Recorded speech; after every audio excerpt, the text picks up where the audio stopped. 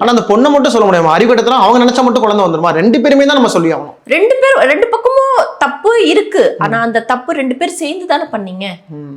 இப்போ ஒருத்தர் husband wife, என்னையும் வச்சுக்கோங்க, சிங்கிள் பேரண்டா இருக்கிற நிறைய பேரை வச்சுக்கோங்க, ஊரறிய உலகறிய ஒரு தாலி கட்டி குடும்பம் நடத்தி குழந்தைங்க பெற்று இடையில பிடிக்காத பட்சத்தில் அவங்க கிளம்பி போயிடுறாங்க.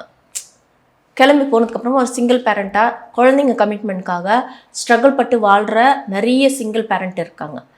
லீகலாக வந்து ஊரவே தெரிஞ்ச உறவே இப்போ நாறுது இந்த உலகத்தில்.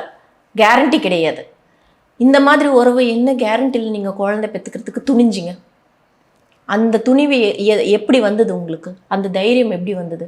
உங்களால் முடியும், அந்த குழந்தைய வளர்க்க முடியும்னா ப்ளஸ்ஸோ மைனஸோ எது நம்ம லைஃப்பில் நடந்தாலும் அதை ஹேண்டில் பண்ணுறதுக்கு பக்குவமும் மெச்சூரிட்டியும் அவங்களுக்கு தான் வேணும். அந்த தைரியம் அவங்களுக்கு தான் வேணும்.